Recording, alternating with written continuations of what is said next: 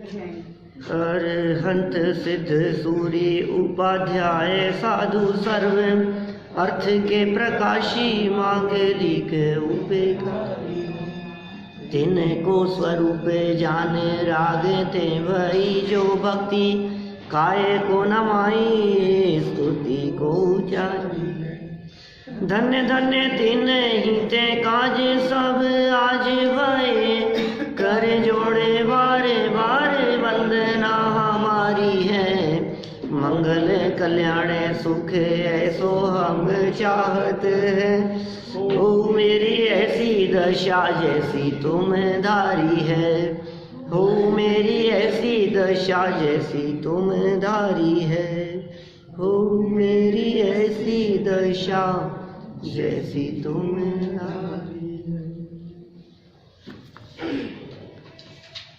महावीराष्टक स्तोत्र के संबंध में यहाँ अपनी चर्चा चल रही थी। बहुत सुंदर और मार्मिक प्रकरण है।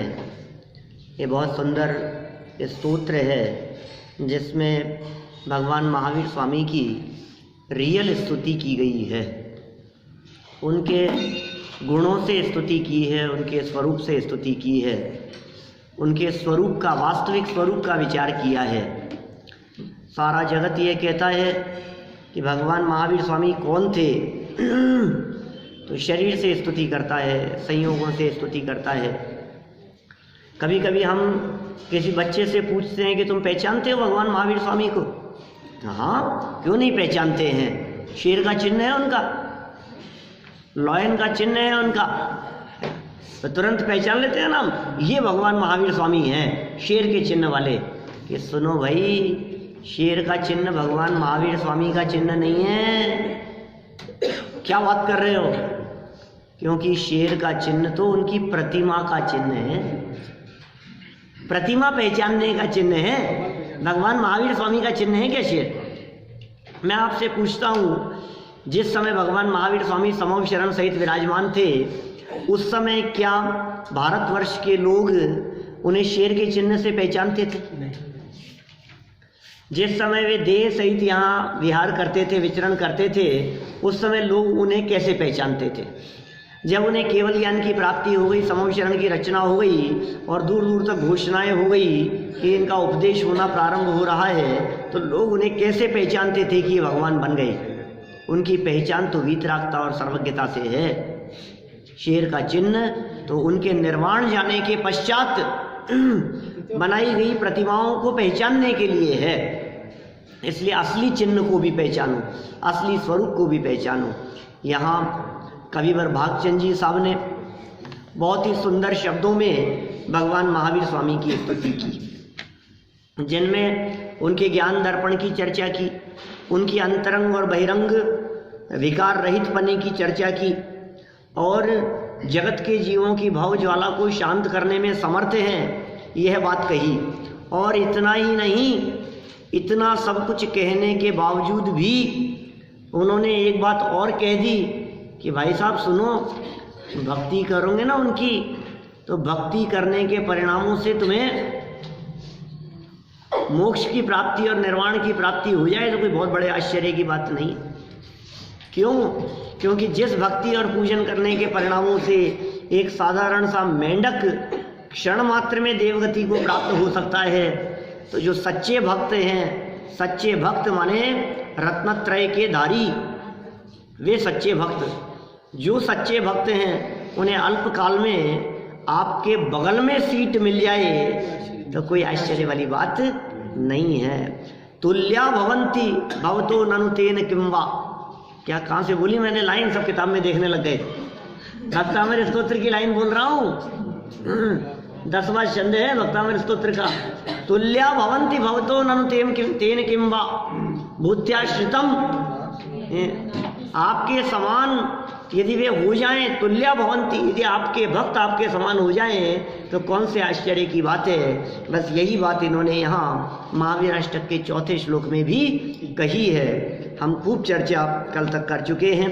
आज देखिए और आगे बढ़ते हैं कुछ और विशेष बात और नई विशेषताओं के साथ में। 5 नंबर का छंद बोलते हैं सब लोग साथ में मिलकर। कनत स्वर्णाभासो व्यपगत तनुर्ज्ञान निवहो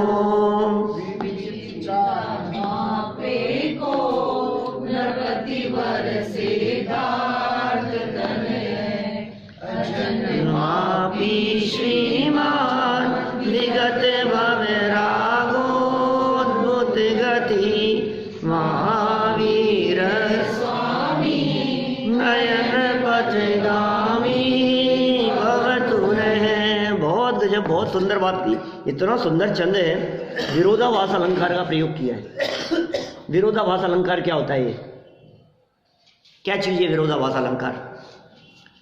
परस्पर में विरोधी बातें करना। विरोध, एक बात कही उसके विरोधी दूसरी बात, और दोनों बातें उनकी लाइफ में घटित हो रही, ऐसा विरोधाभास का प्रयोग किया है। कनत स्वर्णाभासो, कनत सोना, कनत स्वर्णा माने तपाए हुए स्वर्ण के समान, कुंदन। कनत स्वर्णा भासो माने आभा वाले, चमक वाले। कनत स्वर्णा भासो, स्वर्ण जैसी आभा वाले। आप जानते हैं भगवान महावीर स्वामी के बॉडी का कलर कौन सा था? तपाए हुए सोने के समान था।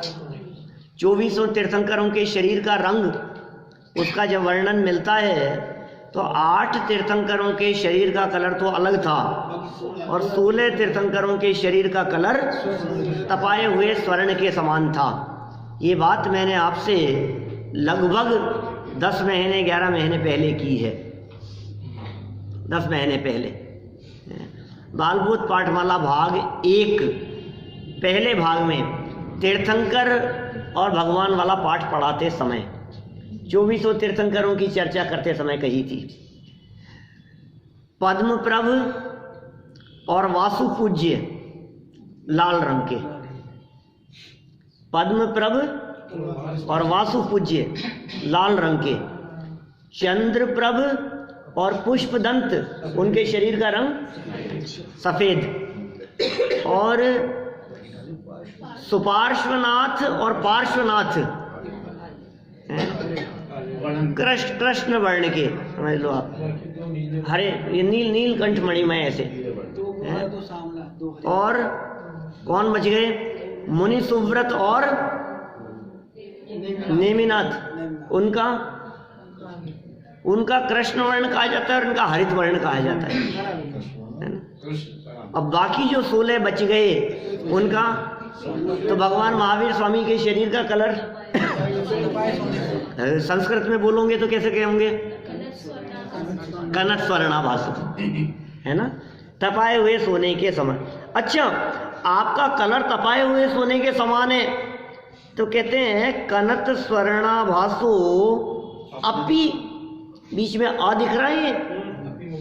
ये जो ऐसा साइलेंट होता है ना, ये आ का सूचक होता है, और ए और ओ के बाद में जब कभी आ आता है तो ऐसा साइलेंट दिखता है। वहाँ व्याकरण, कातंत्र व्याकरण का एक सूत्र है, एदोत परे पदांते लोप मकार है। एदोत परे पदांते लोप मकार है। ए और ओ के परे रहते आकार का लोप हो जाता है। मुझे ध्यान है बहुत पहले, कोई 88 की बात होगी, जब बालबोध भाग 1 पढ़ी तो उसमें नमोस्तु शब्द है। नमोस्तु आप लिख सकते हैं? नमोस्तु शब्द कैसे लिखेंगे? तो नमो और अस्तु, तो जो ए है ना, तो नमो के बाद में जो आ, वो आ ऐसा आएगा, एस साइलेंट। नहीं, ये पहले ये आएगा फिर से आएगा, आधा से और तू, ये जो नमोस्तु, ये बीच में एस जैसा, फिर आधा स और तू। ये क्या कह रहे हैं यहाँ? अपि, अप, आ का सूचक है अपि, और अपगत, अपगत मतलब रहित, तनु मतलब शरीर। क्या कह रहे हैं? कुछ नहीं समझ में आया। भाव वासन होना चाहिए। कनत स्वर्णाभासो अपि अपगत तनु, क्या आप तपाए हुए स्वर्ण जैसे शरीर वाले होने पर भी हे भगवान आप तो शरीर से रहित हो। अपगत तनु, इसमें लिख रहा है, अपगत दिख रहा है इसमें, ये जो है ना अपी दिखा है इसमें, कनक स्वर्णाभासो, फिर अ दिख रहा है, और प और य, तो अपी, ई अपी और अपगत, जब इनको जोड़ते हैं ना तो ई और अ मिलकर के य बन जाता है, मात्रा अट जाती है ई की और य बन जाता है, इको ही रणची, ये सूत्र लगता है।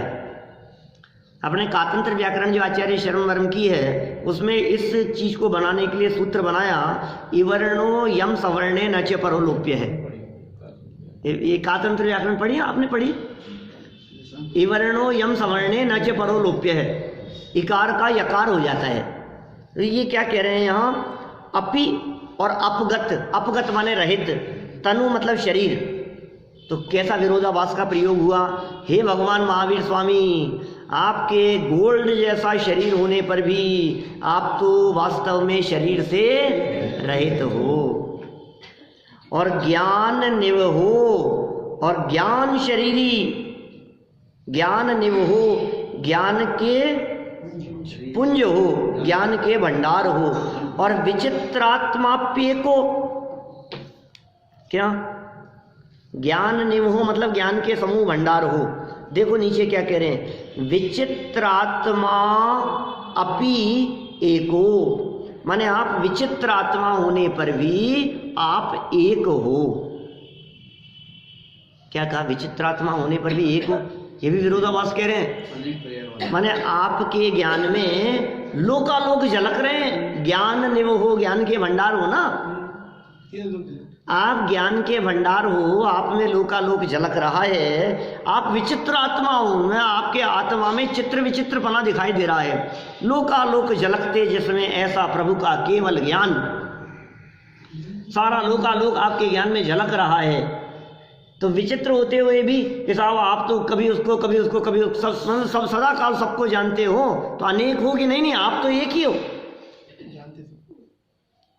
क्या सारे जगत के पदार्थ झलकते हुए भी आप सब मय नहीं हो जाते, आप तो एक रूप ही रहते हैं, ऐसा कहना चाह रहे हैं। विचित्रात्माप्य को, और नृपतिवर सिद्धार्थ तनय है। नृपतिवर, नृपति मतलब क्या होता है? नृप माने क्या होता है? राजा। नृपति राजा, वर मतलब श्रेष्ठ, नृपति वर महान राजा, श्रेष्ठ राजा। कौन? सिद्धार्थ तनय है, सिद्धार्थ के तनय है माने पुत्र हो। क्या? नृपति वर सिद्धार्थ तनय है, महाराजा सिद्धार्थ के आप पुत्र हैं। तथापि अजन्मापि श्रीमान क्या कह रहे हैं? विरोधाभास दिख रहा है आपको? आप महाराजा सिद्धार्थ के बेटे हैं, लेकिन सच में कहें आप तो अजन्मा हैं, आपका तो जन्म ही नहीं हुआ है। विरोध कैसा दिख रहा है आपको? पहला विरोध बतलाया सोने के शरीर होते हुए भी आप शरीर रहित हो, फिर विरोध बतलाया विचित्र आत्मा होते हुए भी आप तो एक हो, फिर तीसरा विरोध बतला रहे हैं महाराजा सिद्धार्थ के सुपुत्र होते हुए भी आपका तो जन्म ही नहीं हुआ। सच में जो आप हैं जन्म तो शरीर का हुआ है, अजन्मापि। और क्या कहते हैं? श्रीमान विगत भव रागोत्भुत गति। क्या गजब बात कह रहे हैं भाई। एक और विरोध बतला दिया, श्रीमान, श्रीमान मतलब अनंत संपदा के स्वामी। श्री मतलब लक्ष्मी, लक्ष्मीपति को कहते हैं श्री। श्रीमान, श्रीमान मतलब लक्ष्मी के स्वामी, वैभव से संपन्न। तो हे जिनेंद्र देव, सच्चाई तो दिख तो ये रहा है कि आप अंतरंग और बहिरंग लक्ष्मी से सहित हो। समाव शरण में बैठे हैं, अंतरंग लक्ष्मी है अनंत चतुष्ट है, और बहिरंग लक्ष्मी है अष्ट प्रातिहार्य, समाव शरण, वैभव, ये सब बहिरंग विभूति है। तो श्रीमान होते हुए भी विगत भव राग संपन्नता होते हुए भी राग से रहित हो, ये कैसा आश्चर्य है। जगत में ऐसा दिखता नहीं है। किसी के पास संपदा बहुत हो और संपदा होते हुए भी उसके प्रति राग नहीं हो, ये ना अद्भुत गति, ये बड़ी अद्भुत चाल है आपकी। क्या?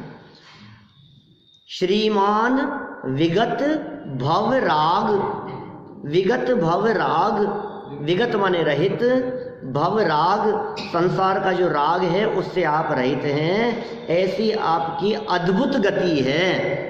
आप आश्चर्य के निधान हैं। क्या कहें? 3 लाइनें हो गई, एक बार वापस बोल लेते हैं फिर आगे बढ़ेंगे फटाफट। कनक स्वर्णाभासो व्यपगत तनुर्ज्ञान निवहो, विचित्रात्माप्येको नृपतिवर सिद्धार्थ तनय, अजन्मापि श्रीमान विगत भवरागोद्भुत गति।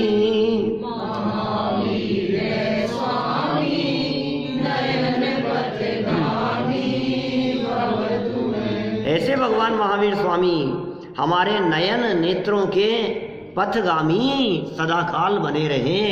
नयन पथगामी भवतु हो, भवतु मतलब हो, मैं मतलब मेरे लिए, न मतलब हमारे लिए।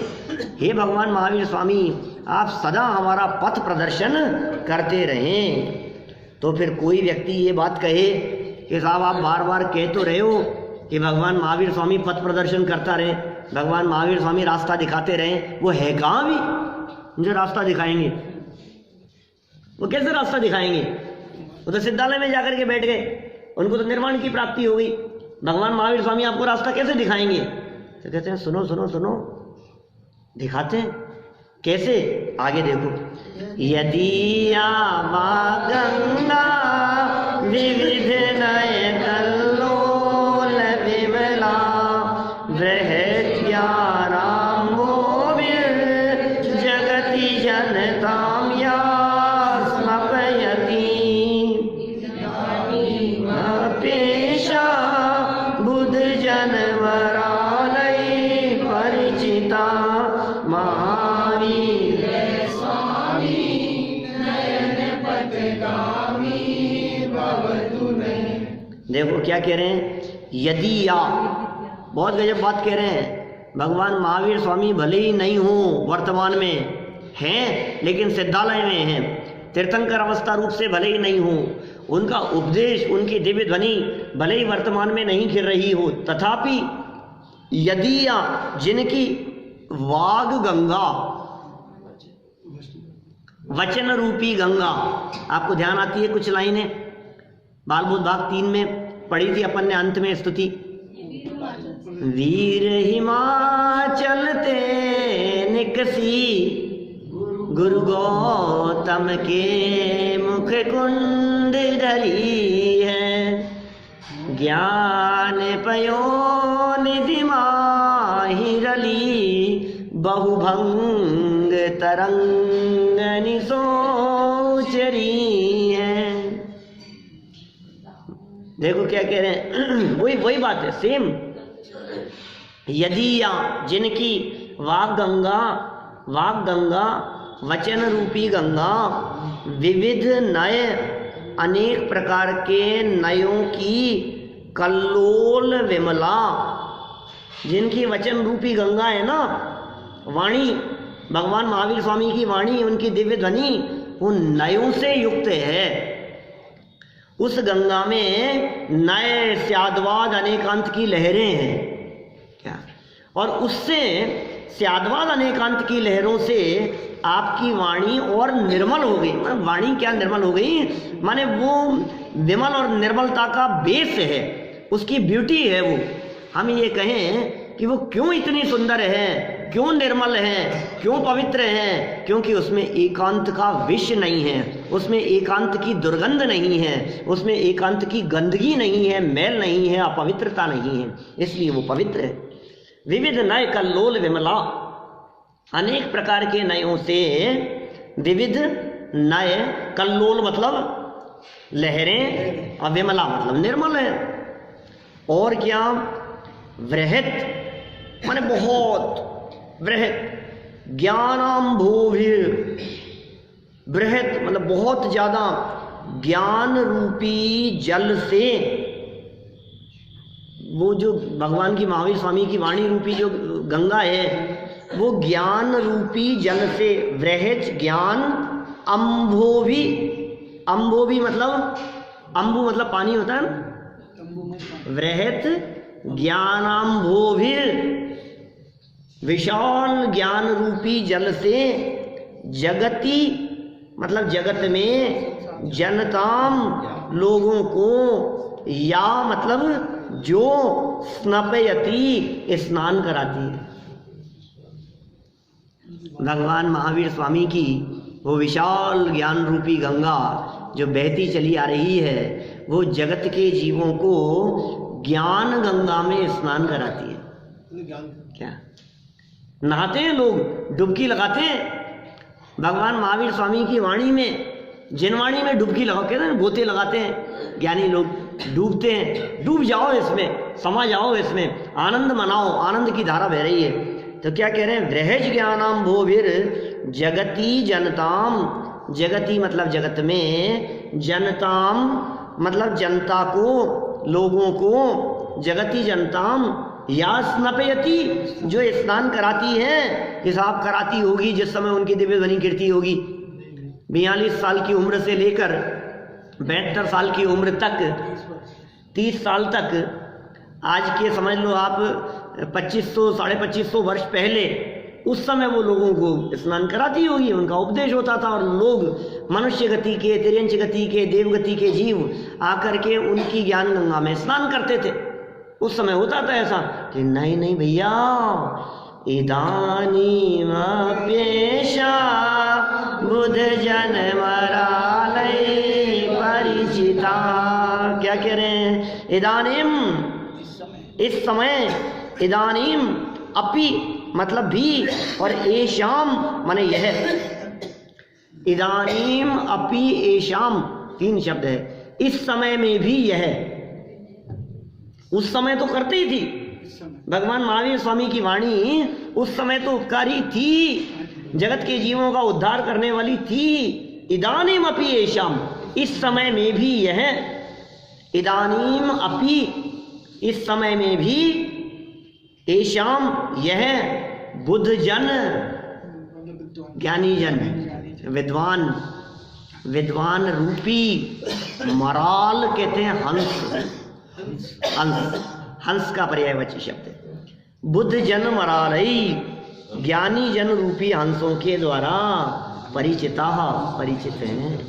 क्या वही भगवान महावीर स्वामी की वाणी जो इंद्रभूति गौतम गणधर के पास में आई, फिर इंद्रभूति गौतम गणधर सुधर्म स्वामी के पास, सुधर्म स्वामी से जम्बू स्वामी के पास, जम्बू स्वामी के बाद में आगे चलती चलती द्वादशांग के ज्ञाता श्रुत केवलियों के माध्यम से आगे बढ़ती हुई, फिर अंग और पूर्वों के ज्ञाता, फिर आचार्यों के माध्यम से, फिर विद्वानों के माध्यम से, और वही धारा जो वहाँ से गंगा की बही थी वो आज यहाँ भी हमारे को वही पानी, पवित्र पानी, वही निर्मल गंगा आज भी हमारे को यहाँ रसास्वादन के लिए मिल रही है। बोलो, आप कह रहे हो कि भगवान महावीर स्वामी आज कहाँ हैं, भगवान महावीर स्वामी आज कहाँ उपदेश देंगे, वे हमारा पथ प्रदर्शन कैसे करेंगे? आज भी उनके द्वारा कही गई बात हम तक उपलब्ध है, इसलिए हम दावे के साथ ये बात कह सकते हैं कि हे भगवान महावीर स्वामी, हमारा पथ प्रदर्शन आप ही कर रहे हैं, आप ही का उपदेश हम तक उपलब्ध है। महावीर स्वामी नयन पथगामी भवतु नः। हे भगवान महावीर स्वामी, आप हमारे लिए कैसे हैं? नयन पथगामी, नेत्रों के पथ प्रदर्शन करने वाले हैं। क्लियर हो गया क्या? भो भो भो है, वृहज ज्ञानाम भो भी, ज्ञानाम भू, हाँ ज्ञानाम भो, मप्येशा, इदानीम मप्येशा, ऐशा, हाँ, ऐशा का ऐशाम वही है, इदानीम अप्येशा, ठीक है ना। अब बुद्ध जन मरालई परिचिता, हाँ इस समय हाँ नहीं है, पर ये हंस का तो कोई बात लेकिन आना चाहिए, आना चाहिए। मराल मतलब हंस, आता है ना ऐसा। संत चित मराल वृंद रमे नित ज्ञानी, साची तो गंगा ये वीत रागवाण। सुनिए स्तुति है, पहले बहुत चलती थी ये स्तुतियाँ, ये जिनवाणी स्तुतियाँ।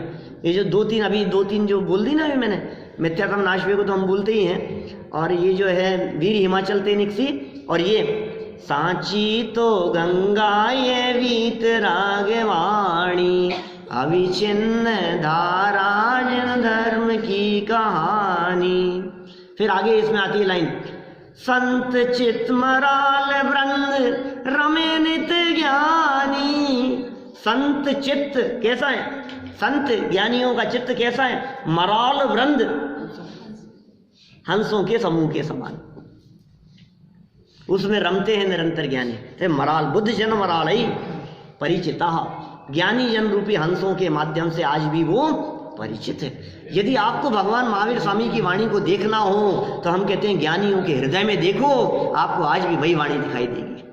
और कैसी है वो, विविध नय कल्लोल विमला, एकांती नहीं। यदि एकांती हो तो मिथ्यात्वी है, यदि एकांती हो तो भगवान महावीर स्वामी की वाणी नहीं है, लेकिन अनेकांत स्वरूप है, ये उसकी निर्मलता का आधार है। आगे बहुत सुंदर श्लोक है, देखो आप। अनिर्वारोद्रेक त्रिभुवन जयी काम सुभट,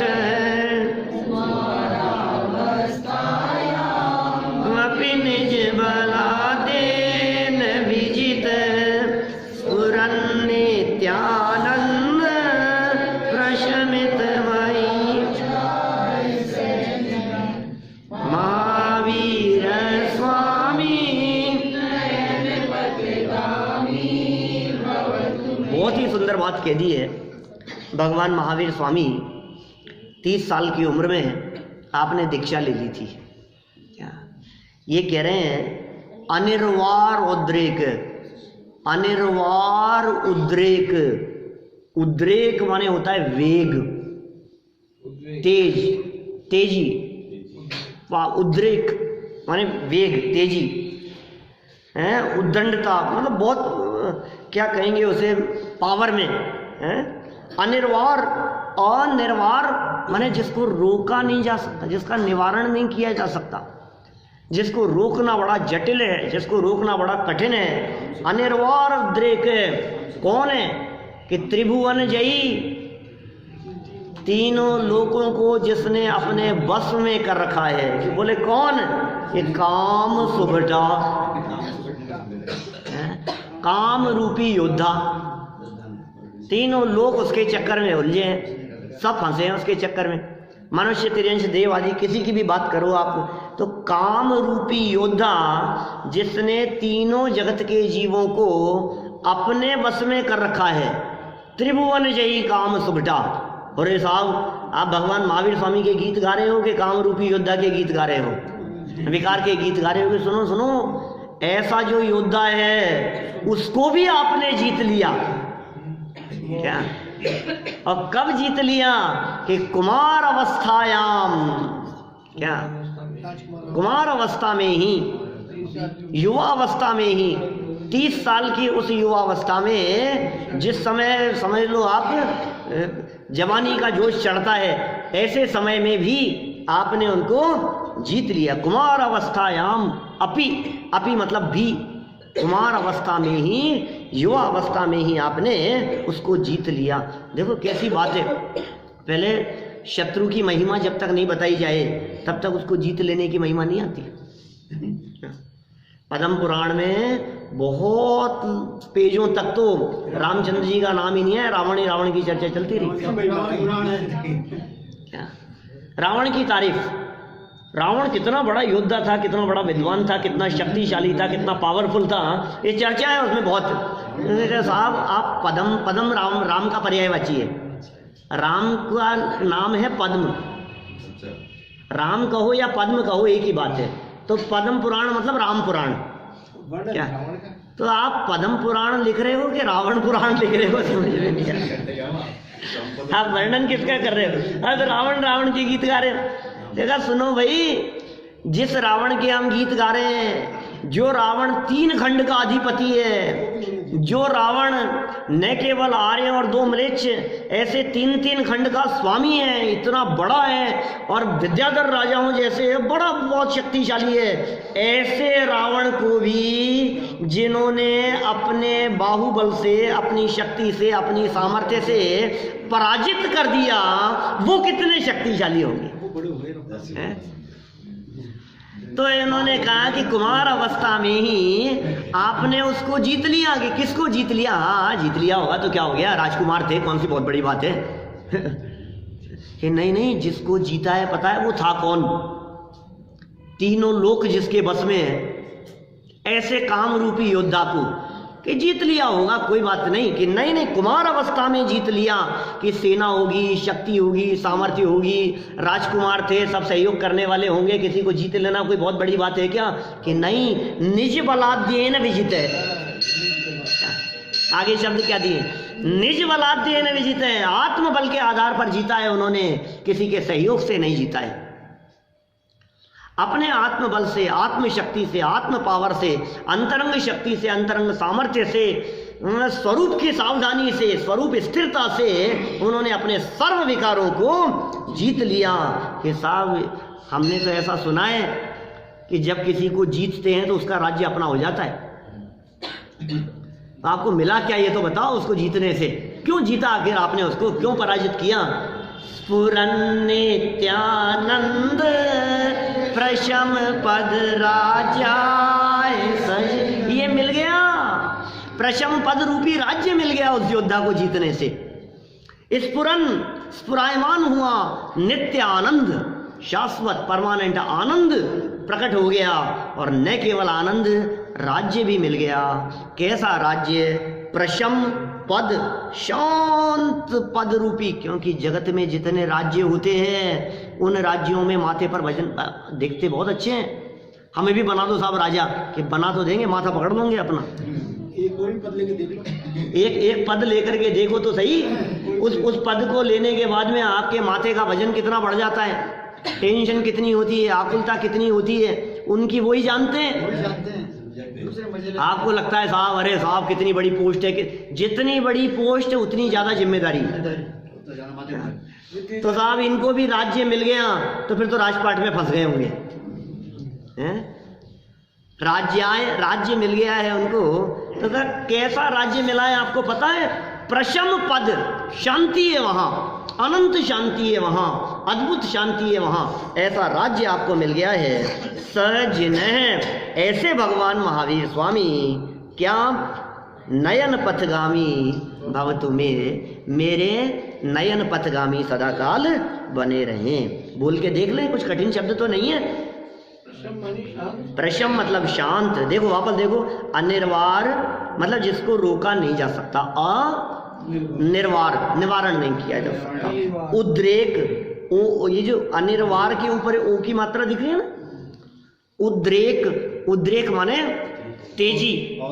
जब वो अपने तेजी पर होता है तो रोकना बड़ा कठिन काम है। त्रिभुवन जयी, तीनों लोगों को जीत लेने वाला, काम रूपी सुभट, सुभट माने योद्धा, और कुमार अवस्थायाम, कुमार अवस्था में ही, अपि मतलब भी, निज बलाद्येन, अपने आत्मबल से, बलाद्येन तृतीया दिख रही है, बलाद्येन बल के द्वारा, निज बलाद्येन अपने आत्मबल के द्वारा, विजित जीत लिया। क्यों जीत लिया आपने? राज्याय, राज्य के लिए, प्रशम पद राज्याय, शांति रूपी राज्य को प्रकट करने के लिए। और फिर हुआ क्या उससे? स्फुरन, स्फुरायमान हुआ, प्रकट हुआ, नित्य आनंद, परमानेंट आनंद प्रकट हुआ। सजिन है, ऐसे वे भगवान, ऐसे जिन वे महावीर स्वामी हैं, और वे हमारे नेत्रों का पथ प्रदर्शन करते रहें, पथगामी बने रहें, ऐसी बात कही। अंतिम छंद देखिए, सेकंड लास्ट। महामोहातंक प्रशमन परा निरापेक्षो बंधुर्विदित महिमा मंगल कर शरण्य साधूनां भव भय मृतामोत्तम गुणो।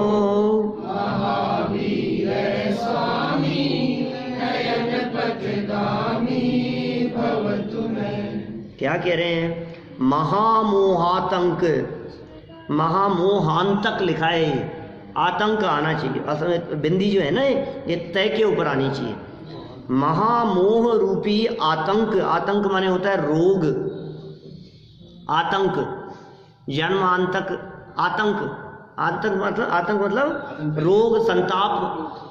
महान मोह रूपी रोग को, महान मोह रूपी संताप को, महान मोह रूपी बीमारी को प्रशमन परा दबाने के लिए, प्रशमन परा जीतने के लिए, महान मोह रूपी रोग को प्रशमन परा जीत लेने के लिए कस्मिन राम कस्मिन भिषग,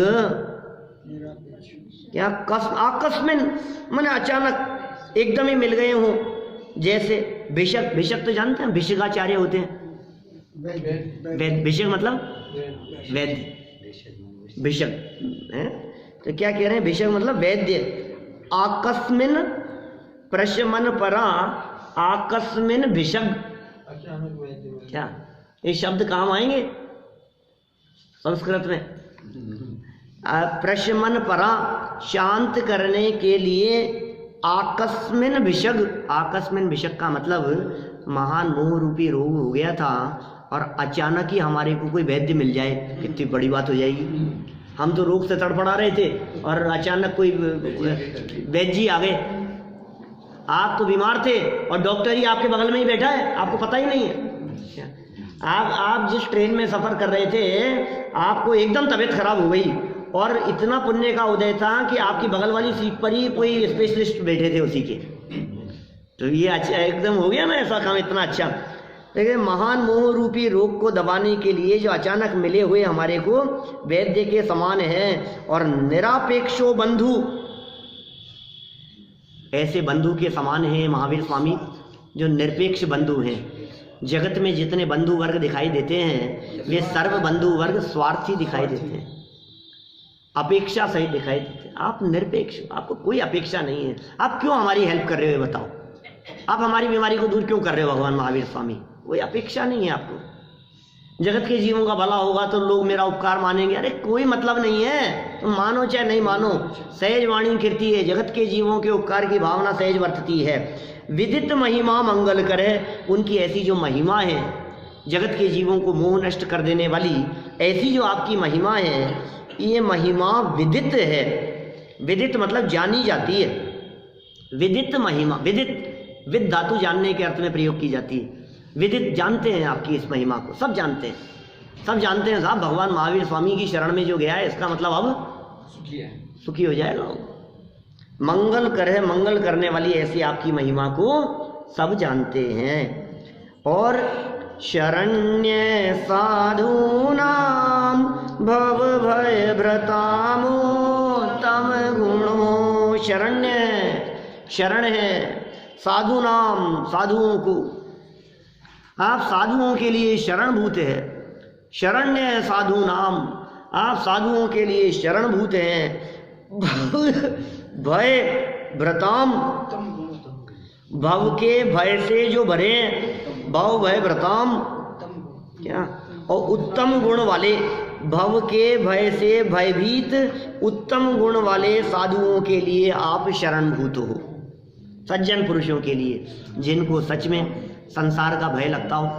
भाव भय व्रताम, भाव भय व्रताम, संसार के दुख जिनको दुख रूप लगते हो, जिनको डर लगता हो, भाई साहब हमें तो डर लगता है संसार में कहीं हम डूब नहीं जाएं, ये जीवन पूरा हो जाएगा तो क्या होगा, ऐसी घबराहट होती है हमारे को। तो हे भगवान, यदि ये जीवन पूरा हो गया तो कहाँ जाऊँगा मैं, नरक में, निगोद में, एकेंद्री में, विकलत्रयों में, कहाँ कहाँ भटकता रहूँगा मैं।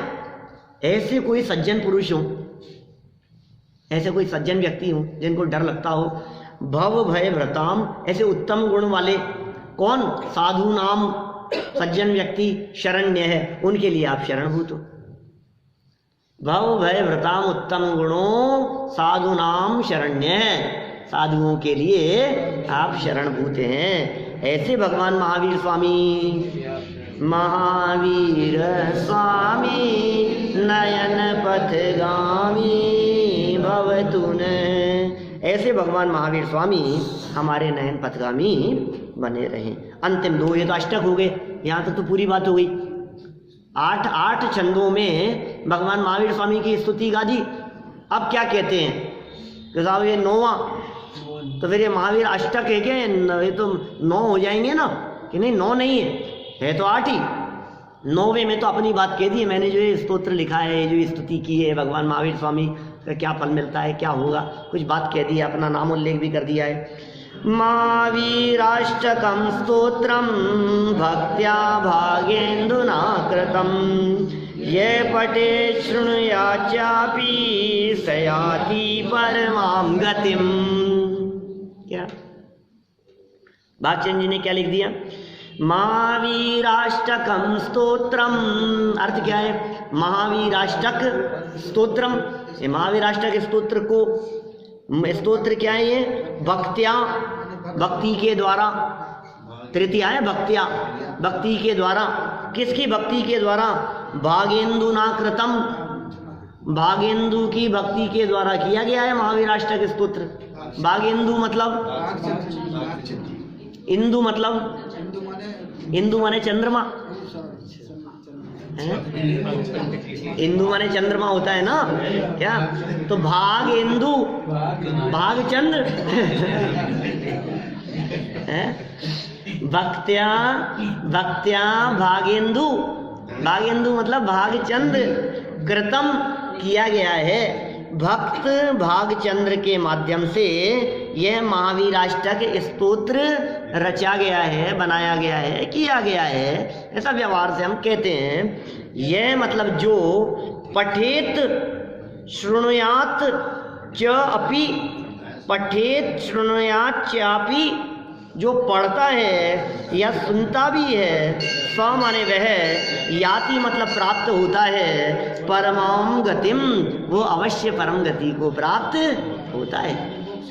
ये जो महावीराष्टक स्तोत्र की रचना हो गई है, इस महावीराष्टक स्तोत्र को जो कोई भी श्रद्धा से पढ़ता है, अर्थ समझते हुए पढ़ता है, इसका मर्म समझते हुए पढ़ता है, तो भागचंद जी कह रहे हैं पढ़ता भी है और सुनता भी है कदाचित, तो कह रहे हैं वह परमां गतिम, परमां गतिम स याति, वो अल्प काल में ही परम गति को प्राप्त होता है। तो इस तरह से इस महावीराष्टक स्तोत्र को पढ़कर, इनको सुनकर, इसको समझकर हम भी अल्प काल में परम गति की प्राप्ति करें, इसी भावना से बात को यहीं विराम देता हूँ। मैं अपेक्षा रखता हूँ कि ये महावीराष्टक स्तोत्र सभी को याद होना चाहिए, आप सभी याद करें, पाठ करें, बोलें, और फिर भी कोई अर्थ शब्द कहीं समझ में न आवे तो मुझसे पूछें। इस तरह महावीराष्टक तक की चर्चा हुई। अब हम ललितपुर पंचकल्याणक के बाद पुनः बैठेंगे।